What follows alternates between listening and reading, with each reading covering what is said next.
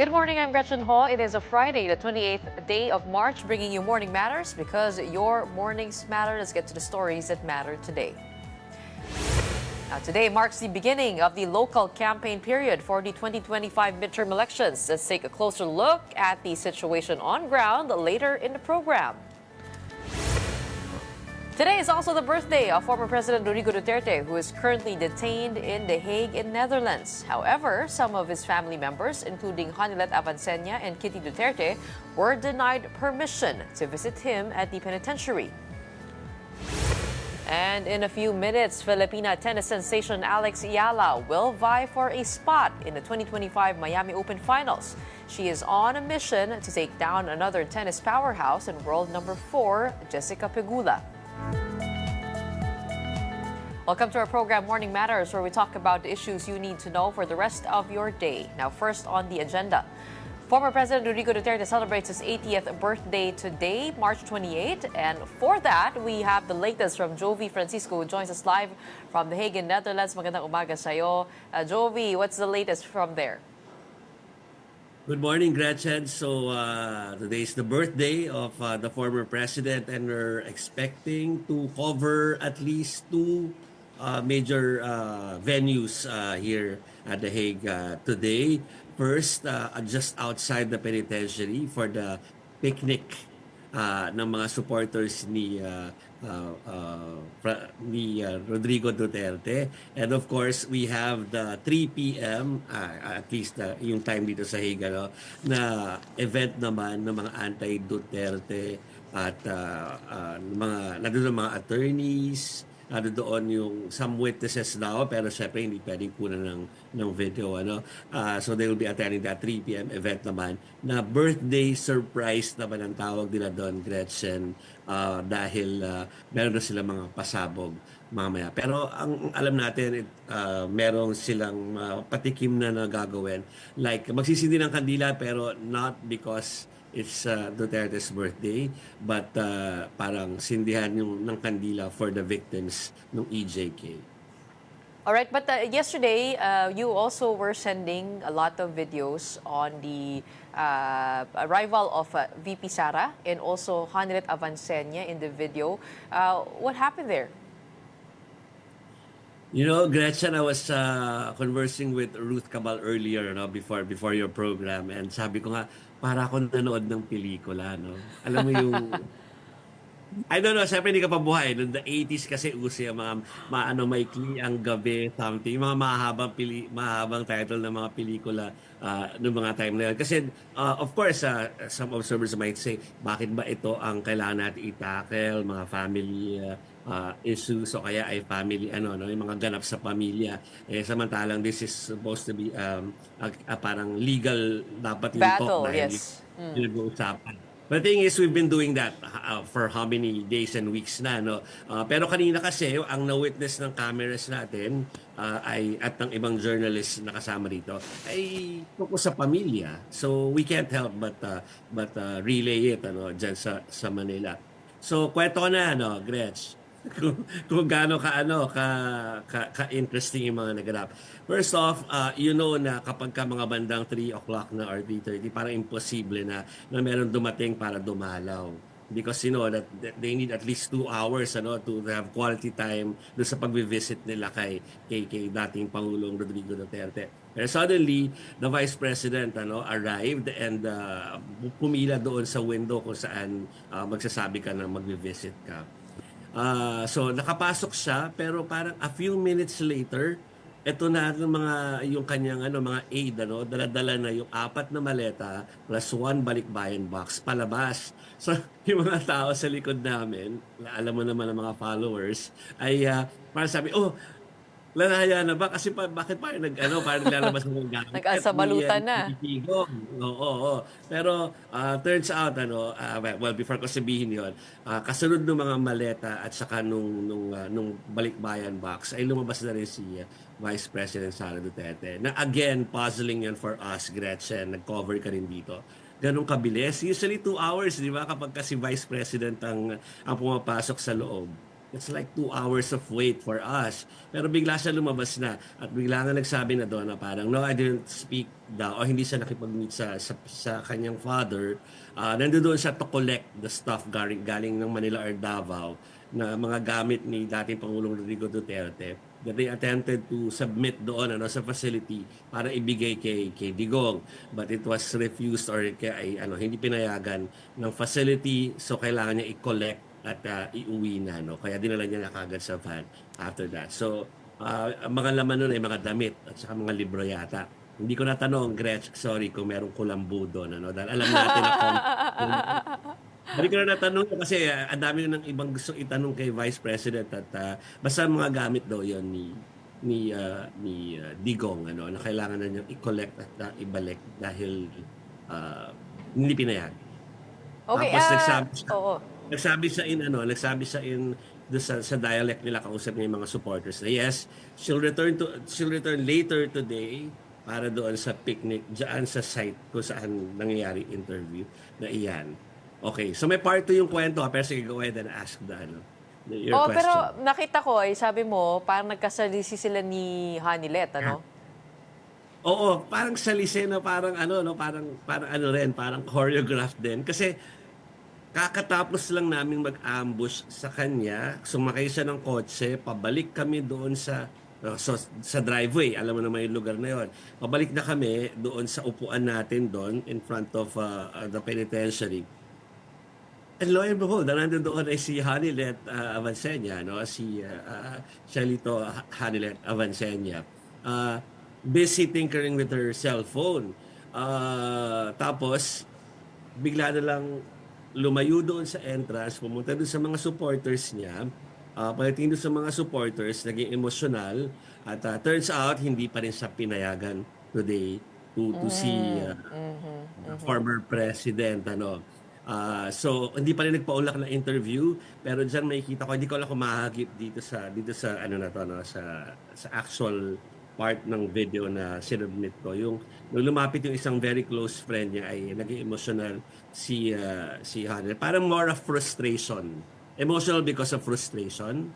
Tama ba ang ko doon, Gretchen? Pero basta gano'n. Kasi parang second day na, yan yung mga kapano.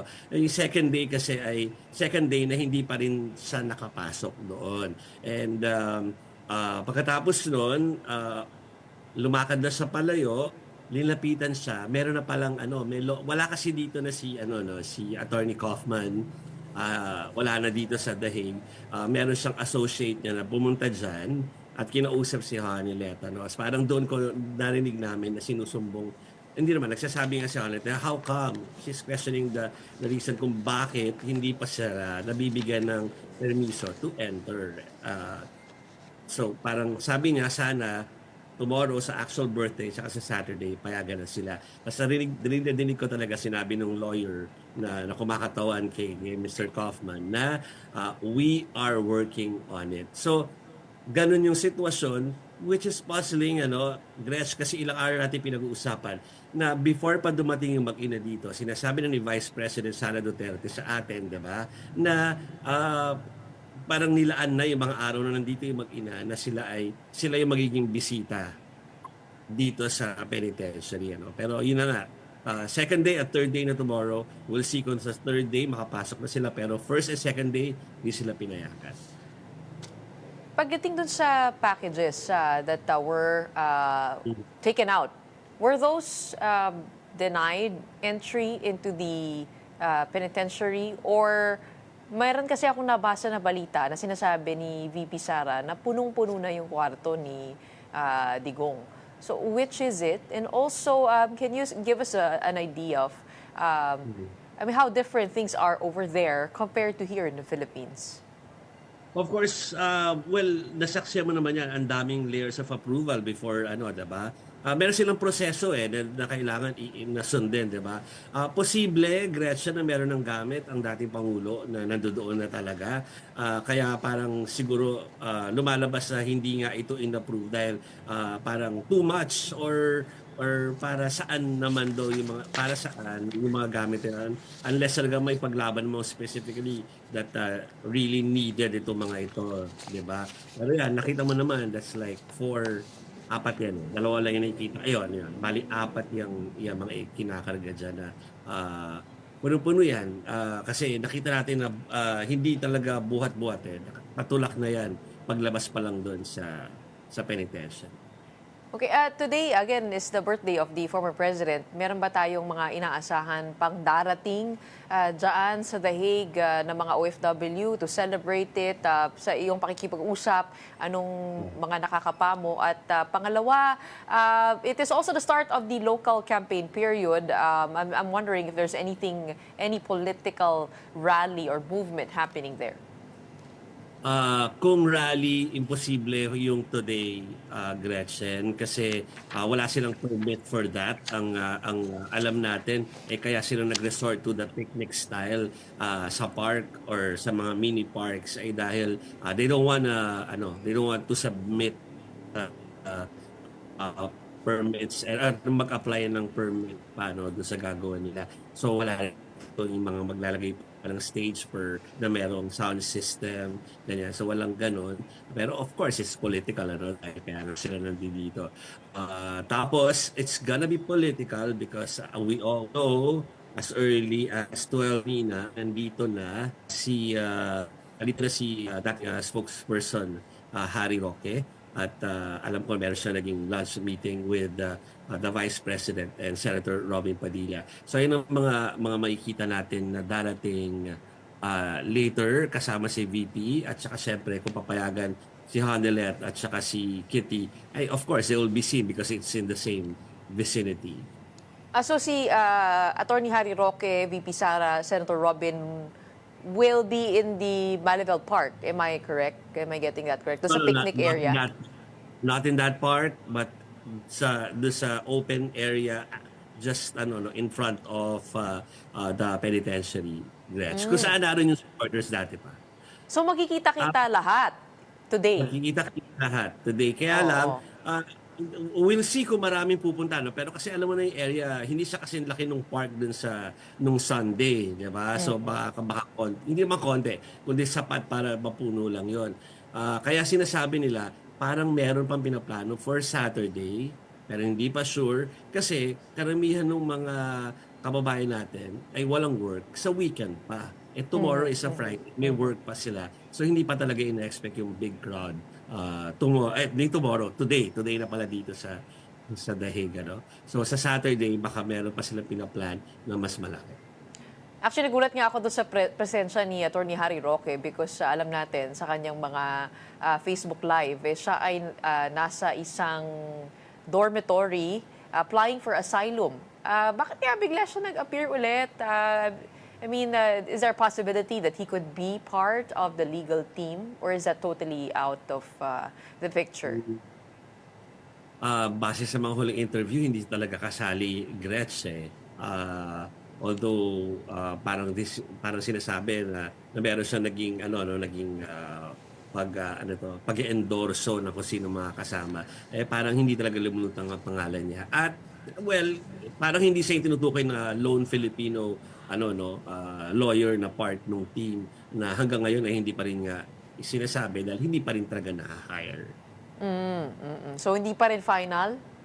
Si Nicholas Kaufman pa rin ang natatanging pangalan na nalalaman natin. Yes, Nicholas Kaufman, pero lumalabas na meron siya, of course, yung mga staff siya, di ba? So nakilala namin isa, sinabihan nga lang kami, meron kaming kuha ng camera doon sa staff or doon sa attorney na nagtatrabaho for Nicholas Kaufman na umaalalay ngayon doon sa visitation ng family. Ay nagpakita na kanina sa media pero nag-request na wag gamitin yung video na yon at sinabi na para yung violation ng privacy niya. Tsaka na daw kapag nagkaroon ng formal endorsement kung sino-sino sila. Pero lumalabas na meron ng mga tao si Kaufman na kumikilos ngayon dito sa The Hague, well, at least kung hindi man dahil doon in connection doon sa sinubmit na 181 pieces of evidence sa ICC ng PROSEC about 4 days ago. Kung hindi lang yon kundi alam natin na nandito yung yung si Hanelet and Kitty, tapos alam natin parating yung si Polong, pero hindi pa alam kung kailan, pero kailangan kasing merong nag-aasikaso nung kanila mga permits para sila ay makapasok. At pag family member, araw-araw kasi yan, kailangan mag-apply, then Yes. they go out there to wait if they will be allowed entry. And that is what we will try to stay tuned into for the rest of the day. Mukhang big day dyan, maraming kaganapan.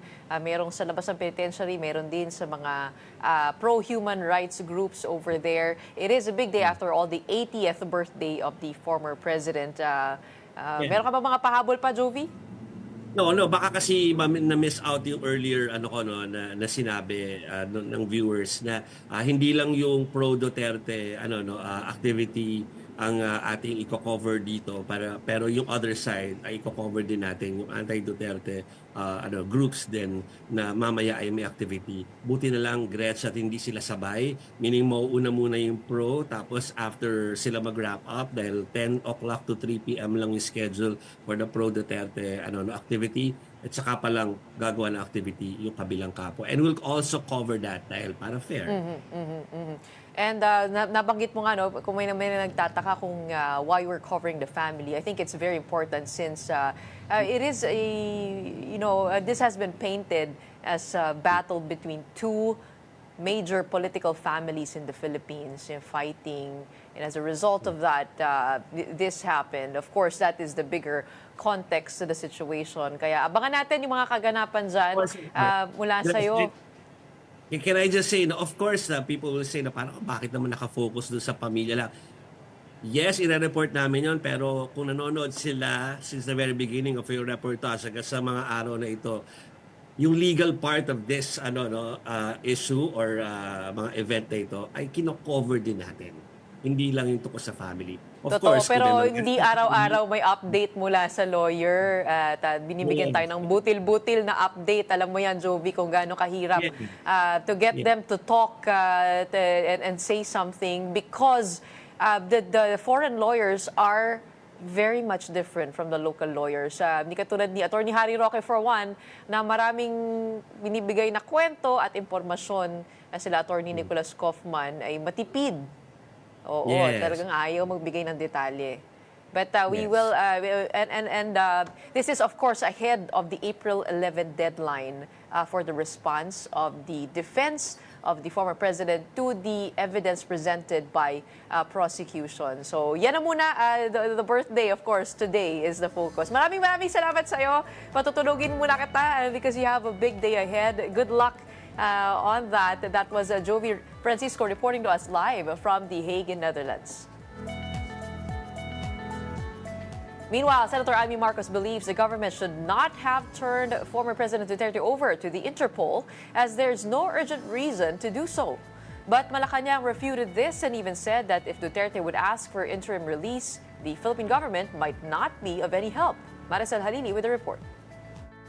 The Philippines is not in any way obligated to arrest former President Rodrigo Duterte and turn him over to the International Criminal Court. This is according to the preliminary report released by the Senate Committee on Foreign Relations, headed by Senator Imee Marcos. In the report, Senator Marcos said there is no red notice from the Interpol which mandates the state to turn over the accused person. All authorities had at their disposal is a diffusion notice that wasn't even verified nor approved by the Interpol. There wasn't even any indication that the ICC requested for the extradition of former President Rodrigo Duterte after he was arrested. The report also noted that the arrest of Duterte did not come as a surprise. Despite the palace saying it only got the diffusion notice on March 11, the date when Duterte himself was arrested, Senator Marcos said it was clear the administration had prepared before this day. That's because police already mobilized the day before,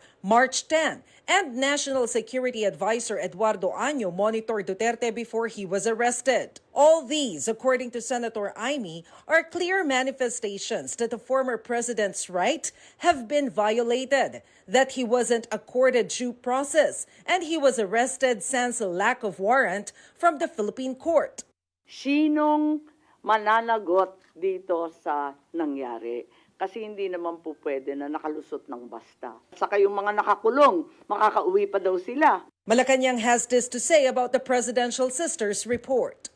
Ganyan po ang kanya magiging opinion kung ang kanyang mga nakausap ay ang mga Duterte supporters. Pero kung tignan po natin ang ibang mga experts, katulad po nila Justice Carpio, Attorney Butuyan, at yung ibang mga nagsasabi patungkol sa batas natin na RA 9851, maiiba po ang kanyang tingin sa nasabing issue.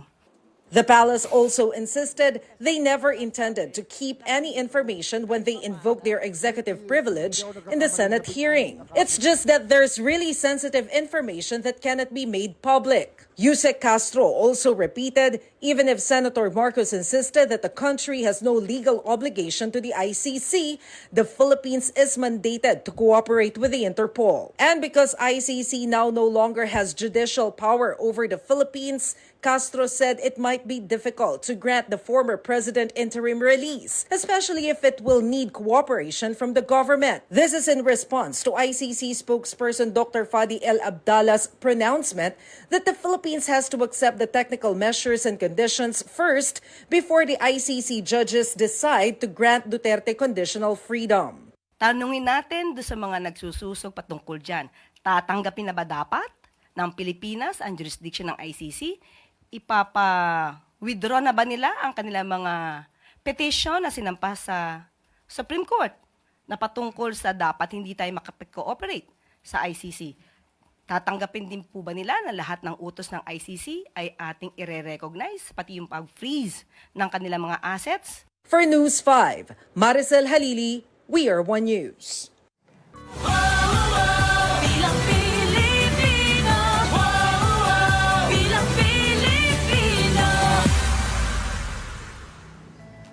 The 45-day campaign period for local candidates begins today, March 28. And to get the latest in Makati City, we have Nina Ongpauco on the ground. Nina, how's the political atmosphere over there in Makati?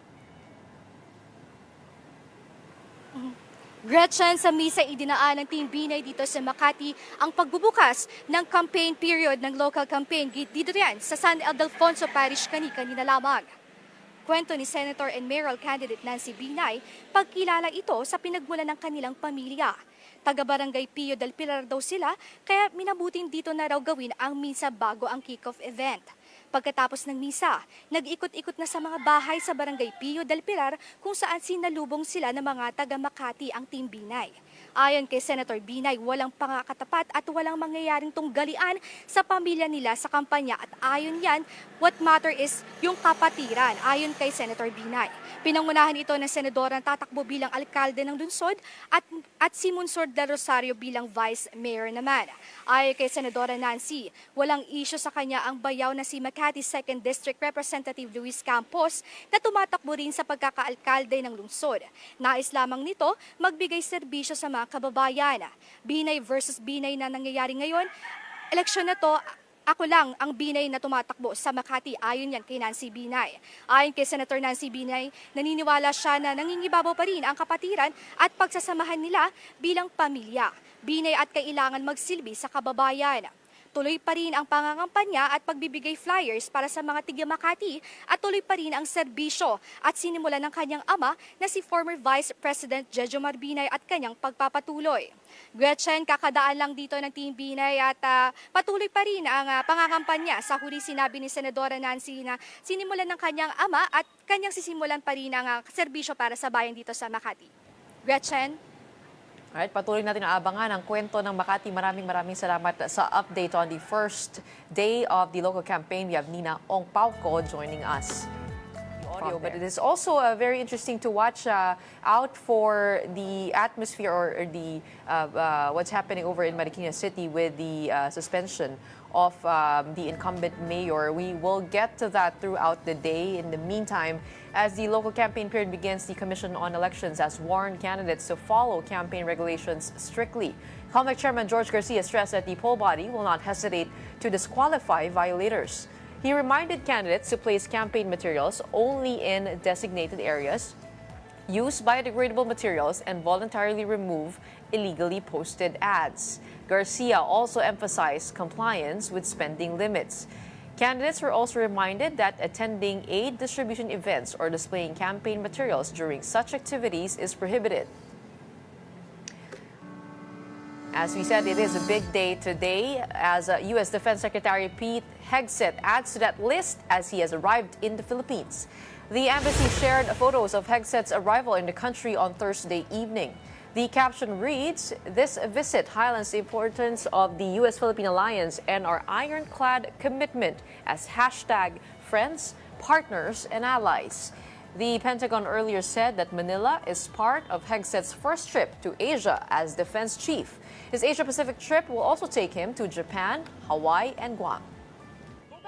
To Marikina City, I believe we have News 5 correspondent Marian Enriquez joining us back. We hope she has better audio this time. Marian? Hi, good morning, Gretchen. And it's so sunny. Sobrang init, Hindi lang yung panahon. Siyempre, yung labanan nga sa pagitan ng mga Kibo kasama Senator Coco Pimentel at ang mga Teodoro. We all know naman na nag-issue na border ng ombudsman ng suspension, suspension at ikaw mayor na si Mayor Martin Teodoro is running sa first district representative as first district representative ng Marikina. Ayun din, yung lalabanan niya ngayon si Senator Coco Pimentel. At kasama nga niya, magkakasama sila. Aside from gabi na sa magkakasinususahan din dito sa Marikina, isang solidarity match sa kanilang kampanya ngayong araw. At yun, baka house-to-house sila, very busy. Talagang sumapakot sila doon sa mga looban, sa mga tindahan na nakikita nga natin, sobrang init dito. At kanina nga rin, na-interview natin both sila running for Mayor Stella Pires and yung kanyang asawa naman, dating Congressman Miro Kingo, running naman, papalitan na pwesto niya the first district. Tapos kasama nga si Senator Coco Pimentel. At sama-sama nga sila ngayon. Makikita mo, punong-puno ng cake at green. Yung kulay naman ni Senator Coco Pimentel dito sa Marikina. Actually, kanina yung 3 million dito nga sa Barangay Panelo. Hindi isang na lang. Sobrang yung dahil nagtrapiko dahil nga ang dami yung mga supporters na sumusunod sa kanila right now. Wala pa tayo nakakasalubong sa mga supporters sa mga Teodoros. Pero right now, sa coordinator sa paano yung mga schedule naman sa line out para sa kanila. Actually, ako kung paano ba yung mag-ibig klaro nga manalo o palaro Senator Coco Pimentel bilang sa at insahan sa maging bahagi ng House of Representatives sa paglilino para hindi natin kumagawa nga. Sa ngayon, ay pa rin sa senador at yung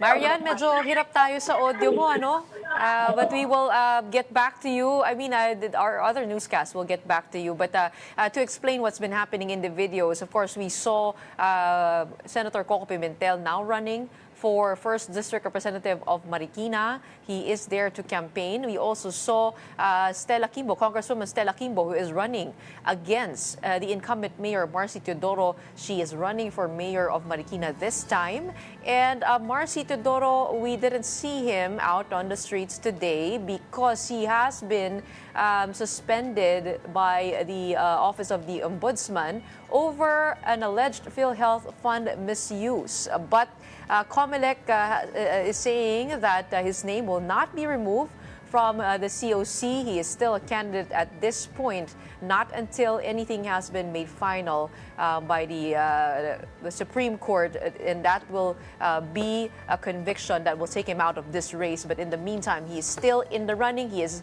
not performing as Mayor Marcy Teodoro, but he will be a candidate in the upcoming elections. Maraming salamat sa iyo, Marian Enriquez, para sa iyong report. Mamaya makukuha natin ang better audio from that. In the meantime,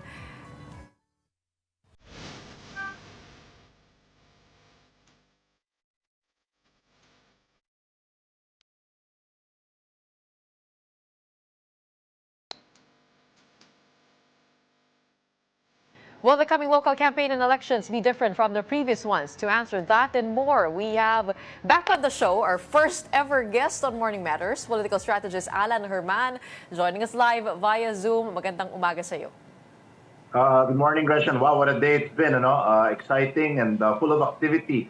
That was very interesting to see what's been happening in Marikina and Makati, and it's happening all over in various cities. Alam mo naman, day one, ganyan talaga. You have to muscle flex and you have to campaign as if you've already won. So that's the norm. That's the normal. That's the norm. Well, Alan, when we had you on the first day of this show, we were talking about an already complicated political backdrop of the campaign period, which it was the pending or upcoming impeachment trial of the Vice President at pangalawa, yung rivalry ng Dutertes and Marcoses. And now, a Duterte arrest has been added to the list. What do you expect of the political climate in the next 45 days leading up to the elections? Wow, so much has happened since we last spoke, no, Gretchen? You're right. You just came from the Hague, huffing and puffing all over the place, running all over the city. You need to work on your cardio, Gretchen. And as far as local politics are concerned, alam mo, I personally appreciate local politics more. This moves me more. I get more excited with local politics because on the local level, the constituents are actually looking more for solutions rather than distractions. On the national level, for some reason, it's odd. It's a Filipino phenomenon for sure. It is very distinct in the Philippines that on the national scale, in terms of countrywide, our voters will tend to look for who can distract them the best, who can make them laugh, who can make them cry, who can stir up emotions the most, who captures their fancy or their kursunada is the very nuanced Filipino word we use on the national scale, which is odd because these are the leaders of our country. But on the local level, what's very interesting is that the constituents look more for solutions. Sinong makakaayos ng kalsada? Sinong makakagawa ng health center? Sinong makakagawa ng ospital? Sinong makapagbibigay ng consistent at reliable na kuryente? Sino makapagbababa ng real property tax, halimbawa? So, mas nakaka-excite in local in that sense because, well, admittedly, the bangayan, the back and forth between rival candidates, is actually more colorful on the local level. How do you think will the Marcos-Duterte rivalry play a role in the local elections? Of course, may makinarya yung administrasyon at kabila niyan, malakas ang base ng mga Dutertes, especially online. I mean, how do you think could that play into the local elections? Or do you think that's totally separate and distinct from what's happening since you're talking about local solutions? Well, geographically, that plays a big part. Obviously, in areas like the North, for example, if we're looking at the so-called solid North or consolidated North, the administration being plugged into the power source of the administration will play a big part. Can you just imagine kung ikaw yung LGU tumatakbo ka bilang mayor or congressman, tapos dumating doon ang Pangulo kasama ang kanyang slate, that's a big muscle flex. And right now, it's all about, I keep on dipping back into this well, no? That's a very, very pronounced aspect of campaigning is really muscle flexing, showing that you're plugged into the power source. So malaking bagay yan when the local constituency, itong si mayor or itong si mayoralty candidate pala can make things happen dahil nakakabit siya sa administrasyon. Itong Pangulo, dumalo. Ito ang mga bigating senator, dumalo. Siya yung nasa entablado. Malaking bagay yun. But the geography plays more of a factor in this election because it's so highly polarized. The dividing line isn't a line, it's a chasm. So halimbawa, pag yung administration slate, definitely they would be hesitant, I would think, to visit Mindanao and the local government units and the candidates in Mindanao dahil alam naman natin, traditionally, historically, and factually, measurably, perhaps is the best word, Mindanao is very much a Duterte country. So may mga ganong nuances pag when you're trying to connect local and national campaigning. Pero wag nating kalimutan, in terms of dynamics, as you mentioned, dynamic-wise, national candidates will get 70% of their votes from retail votes and only 30% from machinery. On the local level, baliktad yan. 60 to 70% of your votes will come from machinery or command votes, with only 30 to 40% coming from retail votes. So very interesting yung shift in terms of campaign strategies, tactics, and movements on the local level. Well, it's one thing to have support on the back end, but on the front end, do you think dapat iwasan ng mga local candidates yung pag-usapan itong nangyayari sa The Hague, sa national level? What issues should they be talking about to drive voter confidence? Well, meron tayong tinatawag na again, the swing thought is always act global, strategize regional, think global, strategize regional, but act local. For politicians, maybe on the national scale, that applies very well. But on the local level, kailangan talaga ang touch points mo lokal. So you identify micro to macro. Ano ba yung mga problema per barangay? In fact, sa barangay 1, ang problema dito, yung tubig. Sa barangay 2, yung ilaw, madilim dito. Sa barangay 3, etc. And so on and so forth.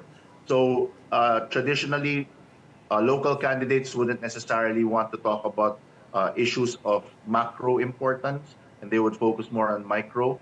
I would think, especially in this under this scenario, kasi yung ICC, yung sovereignty, yung jurisdiction ng ICC, parang medyo malayo yan sa bituka if you're talking on a local level. Kasi ang hinahanap talaga nila, ayon sa latest data, yung tinatawag nating 2023 OAP, Order of Attribute Preferences. Ang hinahanap talaga ng botante, helps. Yun lang talaga. Health, education, livelihood, peace and order, social services. Yun lang ang hinahanap ng mga botante. Okay, let's zoom out a bit and talk about the latest SWS numbers, which was taken from March 15 to 20. What stood out for you? A couple of things really, I wouldn't say shocked, but perhaps surprised me. Number one, the decline of senatorial candidate and former SILG Benhur Abalos. I was quite shocked at how far he fell down the rankings. He's been very active. He's had a lot of posters. He's had a lot of above the line advertising. So I was wondering about that. He clearly has the machinery, being a former SILG. So I was wondering about that. Imee Marcos, of course, stood out. Senator Imee, the way she has consistently, survey after survey, her trajectory is really downwards. I think that is a function or a result of her very strange political choices and her recent down the middle question mark political movements as far as picking a side are concerned. So I think that has sort of bit her from the back. Senator Bongo jumping up to the number 1 spot, and Senator Bato moving up from 13 to 15. Now he's sort of on the safe zone, top 12. I think this is a suction effect because of what happened, those 2 inflection points, as you mentioned, when VP Sara was impeached and when former President Rodrigo Duterte was taken to The Hague. What happens there usually is there's a consolidation. The hardline voters and the hardline fans, the Duterte supporters will really feel reignited, and they will have that sense of indignation, and they will really go strong to campaign and strong to consolidate their votes. So even the page 2 PDP candidates are now on page 1. You notice Congressman Dante Marcoleta is now on page 1. Philip Salvador is now on page 1. And Malapit doing na well, kay Imee Marcos. Oo. Malapit na. Diba? Let me be the one in the Senate. Diba? Yung gandang-ganda sa'yo, Gretchen. Si Attorney Jimmy Bondoc. Oo, nandun na rin sa page 1. So yun, apparently, he is the one. He's creeping up, diba? Yung falsetto niya, medyo gumagana. But what do you think about the timing? We have 45 days left. Could we see major differences? Medyo nasa page 1 na pero malayo pa rin, ano? And it is a very competitive senatorial race. What do you think about the timing of everything that's been happening now? Could we see major shifts still with what we're seeing with the survey results? In terms of senatorial, yeah, 45 days is still enough time to make some seismic shifts. As far as the composition of the top 12 are concerned, I think the last survey, the March survey, I think already gives an idea. If you consolidate the survey firms, of course, hindi naman sila nag-iiba masyado. But magbabago lang yan in terms of ranking. But I think we already have a sort of a fuzzy picture, a pixelated picture of what the Senate composition will be like. But if you're asking, can there still be seismic shifts? Can there still be inflection points wherein the people who are currently maybe hanging on to the top 12, can they boomerang and springboard to the top? Absolutely, yes. We're thinking of candidates like Senator Marikina, Senator Kiko Pangilinan, who are at the 13th and 14th spot. May ano pa yan, may runway pa sila to take off. Puntahan naman natin, speaking of timing, the timing of Senator Imee Marcos, she started that investigation into the arrest of the former president. Do you think naniniwala yung mga tao sa kanyang pagtindig para sa mga Duterte? At pangalawa, is it too late to be doing all of this? Or is it hurting her more kasi nalilito yung mga tao kung saan siya talaga? Okay, to unpack. Naniniwala ba yung mga tao? To be fair to Senator Imee, if you look at her pronouncements, she has always been consistent. She has always been the advocate. I will use that word, siguro that's the best word to use. She has always been the advocate for pro-Duterte leanings. Really what works against her is the fact that she is undeniably the sister of the president. She carries the same name as he does. Marcos pa rin yan. Whatever you say. And sa Pilipinas, talagang very, very inherent sa atin yung blood is thicker than water. Iba yung pamilya sa Pilipinas. Pamilya pa rin yan. And Senator Imee is, at the end of the day, a Marcos. So when she makes these pronouncements, which she has, in fairness, again, been consistent with, she has been leaning towards Duterte inclinations. Talagang ever since the start, kinakalaban niya yung kapatid niya, madalas niyang batikusin ang administrasyon, their policies, their movements, culminating finally in this Senate hearing na she was very adversarial, I would have to say. Talagang medyo pointed yung mga tanong niya. She made very strong points, very clear-cut points. Malitong ginawa kay former President Rodrigo Duterte. So I think she has been clear in that respect. No? But again, Marcos yan. So that's still that question mark. The Dutertes cannot fully trust her because she's a Marcos. The Marcos side obviously cannot fully trust her because, my goodness, she does nothing but criticize the administration. She does nothing but question the policies being implemented and the approach that it was implemented by. So, ang hirap di ba? She's in that limbo. Makakatulong ba? I would think yes, because at this point, wala na yatang choice si Senator Imee. She has to take a stand. Insanity is doing the same thing over and over again and expecting a different result.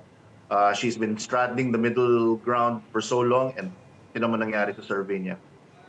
Just in constant decline. Yung delta niya, pababa. So she's got to shake something up, and this is it. Well, filial piety is definitely a top value for Filipinos. But how far do you think is the senator willing to take this? Attorney Sal Panelo did dare her to file an impeachment complaint against her own brother. Do you think she will go that far? Or hanggang dito na lang yan? Okay, unang-una mapapainom ako ng kape dahil dyan sa filial piety na yan. Grabe. Ganda pa ng cup ko. Yung filial piety na yan, yes. See, that's the challenge with Senator Imee. No? Again, she has to make a clear-cut stand. So the first thing that the Duterte side did, because they are right now very thirsty for allies. They really are. And if she does make a very dramatic, bold, undeniable loyalty check move, I would think that the Duterte side, at least some of them or even many of them, would finally say, alam mo, tanggapin na nga natin. Let's include her in our voting list because kailangan natin ng allies ngayon. Right now, the Duterte side are thirsty and hungry for allies because VP Sara is facing an impeachment. They need advocates in the Senate, hopefully to lobby for FPRRD to come home, which is, again, maybe not within the realm of possibility at this point. But looking over that, kailangan nila ng allies eh. So, ang unang-unang ginawa ni Attorney Sal Panelo is all-in ka. It cannot be, di ba, it's the equivalent of saying put your money where your mouth is. Kung talagang kumalas ka, then do something that will really cement your commitment. That's sort of like, the blood compacts of oath. Probably testing her. Kasuhan mo yun. Oo, kasuhan mo yung kapatid mo. Personally, I don't think she will do it. I don't think she will do it. I think that will serve to alienate whatever support she has in the North. I think right now, if I was part of that campaign team, which I am most assuredly not, but if I was the senator and if I was part of her campaign team, I would think, let's take a stance. Let's finally make it clear where we stand. But at the same time, wag naman natin uupakan yung mga inherited supporters natin, whatever's left of them. So I don't think she'll do it. Another shocking statement that the former spokesperson said was si Attorney Sal Panelo, sabi niya that PRRD's death could make the Vice President Sara, win as President. Medyo nakakagulat yun kasi parang sabi ng mga nasa social media, parang pinangunahan mo na yung maaaring mangyari. I mean, what is your read here of that statement and headless PDP laban? Does it look energized to you with the absence of the former president in campaign rallies? Well, right now, okay. Unang-una yung sinabi ni Attorney Sal. We're going from, ano yung sinabi mo kanina, Gretchen? Filial piety? Filial piety. So, ngayon naman, morbid avoidance. Yan yung inherent din sa Pilipino yun eh. Diba? Nakakagulat talaga yan pag narinig mo yung Pilipino talking about death, talking about, especially for such a beloved, almost mythical figure like the former president. So, syempre maraming nayanig doon. But honestly, and agnostically, I hope I don't get blamed for this, but where's the lie? Where's the lie? It will definitely have a dramatic effect. Can you just imagine how heartrending that will be if you were a Duterte supporter? And again, very clearly, disclaimer, bold, underline, italics. I am absolutely not wishing ill to the former president in any way, shape, or form. Pero can you just imagine the impact of that? If he does indeed pass while he's away from the country, while he is in The Hague, while he is isolated and alone, my goodness, that will, yun talaga, that will ignite furor and comparisons to the former president, Cory Aquino, were made at a time when the late former president, Noynoy Aquino, was not even considering running for president. And suddenly he shot up to the top post and he became eventually the president. So that's what I have to say about Attorney Sal's rather morbid point. Now, as far as the headless PDP is concerned, alam mo, ang problema dyan, both PRRD and VP Inday are away. They're in The Hague. And ang Pilipino, malakas yung out of sight, out of mind factor sa Pilipino. Life will go on. Even in the newsroom, Gretchen, you know this, di ba? ×2 + 2 rule. After 4 days, pag walang new angles na lumalabas, ang hirap buhayin yung storya. Wala nang mapag-usapan. Ano mo bang pag-uusapan? It just so happens today is the birthday of the former president. But after that, what can we talk? What can you possibly talk about the issue, di ba? Like you said earlier, the Jovi, great recap, by the way. Wow. I felt like I was there. Pero pag walang nangyayari, walang mapag-usapan, life will go on for Filipinos. So I don't know how long the PDP and the Duterte supporters can sustain this.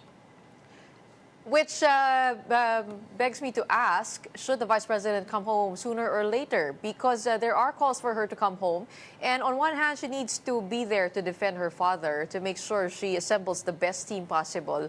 And on the other hand, she has her duties here as Vice President. How does she strike a balance between The Hague and the Philippines?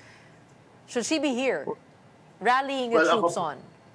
ako personally, if I had a say in it, if I had any sort of say in it, which I don't, again, I would actually come home if I was the vice president. I would really do triage in terms of prioritizing my political capital and my political base. Right now, mas may value si VP Inday dito if you were a Duterte supporter to help Do the you PDP see- slate. Sorry. Go ahead. To get new allies to the Senate, di ba, to help improve the numbers for her own impeachment trial. Kasi again, nanggaling ka sa Hague, no, Gretchen, and si Jovi nandun din, and he's experiencing the same thing. Talagang napakahirap naman ng procedures dun eh. I'm not sure how much face time she's getting with the former president. 2 hours at best, and I think it has never been a secret naman that the former president and his daughter, although they have their own, pareho silang type A alpha personalities, so minsan nagkakaroon sila ng conflicts, nagkakaroon sila ng konting initan, but I think it's very clear that they have a very strong father and daughter bond and relationship. So alam naman siguro ng former president yan, that his daughter is there supporting him, whether in The Hague or at the Philippines. I think that support would better translate if she was in the Philippines. Kaya nga pinapauwi na ni Digong ang kanyang anak from day one actually. But Right. last question, possible opportunities here for other candidates belonging outside the two families. We have the Liberal Party, we have Alternative, we have alternative opposition. Do you see possible political realignments happening dito? Kasi merong mga rumors, di ba, na si Kiko at Bam kinakausap ng alyansa na dinispute nila. Anong naririnig mo on that end? Well, ako yung in terms of rinig lang, dinidisputan, syempre that will be officially disputed, pero ayon daw, di umano'y, allegedly, purportedly, supposedly, sa pagkakarinig ko, mukhang there are dialogues Mukhang there really are dialogues na i-adopt si Senator Kiko at si Senator Bam into that slate. That will be a very, very interesting development kasi first time yun mangyari. Siguro they're going to, perhaps it is an outward display of true unity and that serbisyo sa bayan, sa bansa, knows no colors. So I don't know how they're gonna spin that. But in terms of opportunity, in the last 45 days, sa tingin ko, too late na to make any dramatic shifts in alliance. But definitely, after nagkabotohan sa Mayo, makikita mo, as in any midterm election, as in any referendum, magkakaroon na yan ng looking forward. They're already going to be looking at third forces. Kasi marami na rin, it cannot be denied that there is cannibalism happening. The Duterte and the Marcos fight, the feud, has really piled up, figuratively piled up bodies and has had a lot of casualties. So as that cannibalism is happening, maaaring may third force na tumayo, whether that be the Tulfos, the liberal parties, etc. Somebody can step up because of the feud happening between the two giants. All right. Thank you so much for weighing in on that on such a big day. Maraming salamat for joining us. Cheers to you sa iyong kape. We have political strategist Alan Herman joining us on Morning Matters. And before we go, the third biggest thing happening today, we have Filipina tennis star Alex Eala battling world number 4 Jessica Pegula in the WTA 1000 Miami Open semifinals. Now, by reaching this stage, she secures approximately 19 million pesos in prize money. Eala also jumps from number 140 to number 75 in the live WTA rankings. Her improbable run as a wild card includes stunning 3 Grand Slam champions Helena Ostapenko, Madison Keys, and Iga Swiatek.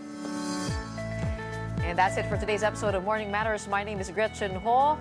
Have a happy weekend. We are One News, all sides, all the time.